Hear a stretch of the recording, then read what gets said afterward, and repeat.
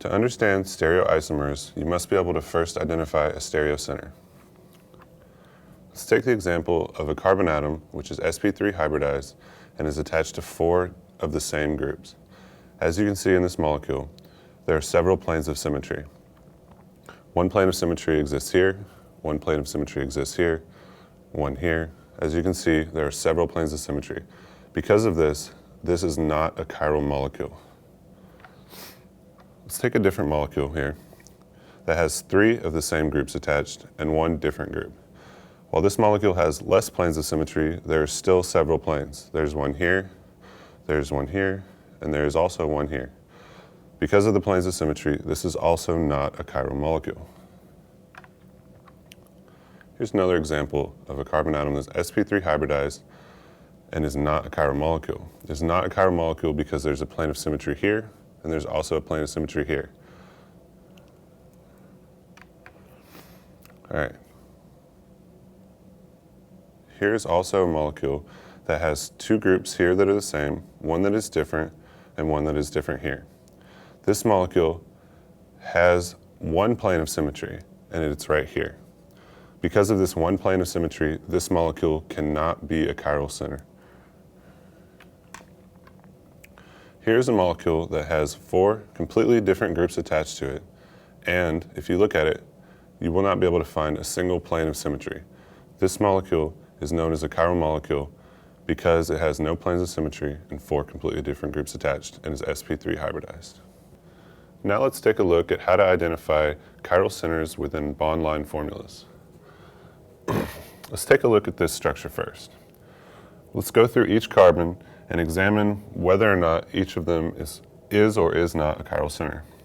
If you start here, you can see that this is a carbon that is attached to this large group and 3 other hydrogens.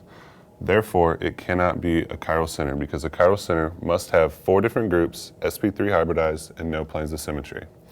This carbon is also the same as this carbon and this carbon and this carbon. Therefore, all 4 of those carbons are not chiral centers. This carbon and this carbon have 2 hydrogens attached to them. Because the 2 groups are the same, they also are not chiral centers. Now let's take a look at these 2 carbons. This carbon, at first appearance, might seem to be a chiral center. However, it's got a hydrogen, this large group, and 2 methyl groups. The 2 methyl groups prevent it from being a chiral center. This carbon, however, has a hydrogen, an ethyl group, a methyl group, and an isobutyl group. This carbon is sp3 hybridized, no planes of symmetry, and 4 different groups attached. Therefore, it is a chiral center. Now let's take a look at this molecule. As you can see, this carbon and this carbon have 3 hydrogens attached to it, 3 of the same groups, preventing it from being a chiral center. This carbon and this carbon have 2 hydrogens attached to it, 2 of the same groups, which prevents it from being a chiral center. However, these 2 carbons are chiral centers. This carbon has a bromine, a hydrogen, an ethyl group, and this large group that make it a chiral center. This carbon has a hydroxide group, a hydrogen, an ethyl group, and then this large group, which also makes it a hydrogen. Both of these carbons have 4 different groups attached to them, which make them both chiral centers. Let's take a look at methyl cyclohexane. At first glance, you know that these carbons around the ring are all achiral. They all of them have at least 2 hydrogens attached.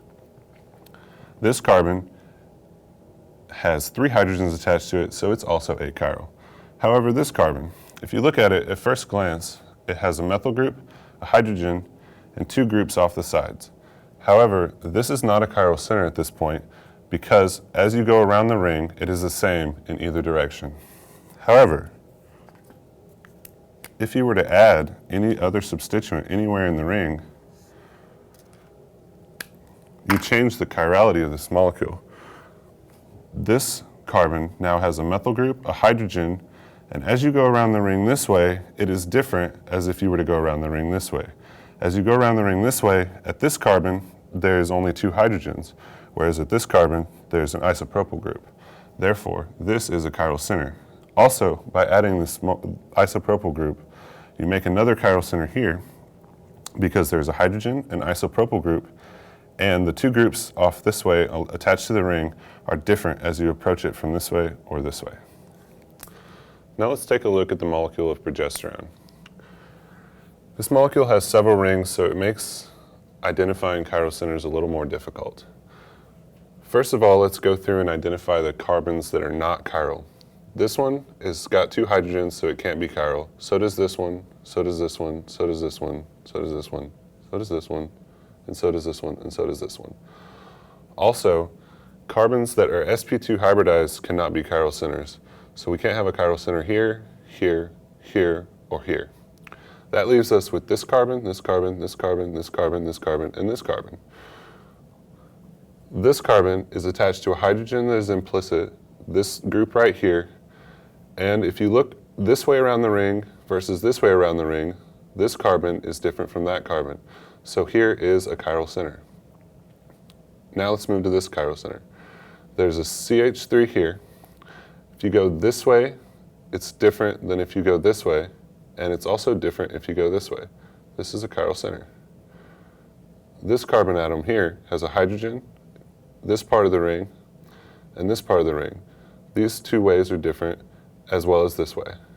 Therefore, it is a chiral center. This carbon has a hydrogen, and if you go this way around the ring, it is different than if you go this way around the ring, as well as this way is different. So this is also a chiral center. This has a hydrogen, is attached to the ring that's different than this ring, which is different than this ring, which is a chiral center. This carbon has a hydrogen, and it goes around this ring, which is different than going around this way of the ring, which is also different than going here. Therefore, this molecule has 1, 2, 3, 4, 5, 6 chiral centers. Now you know how to identify chiral centers.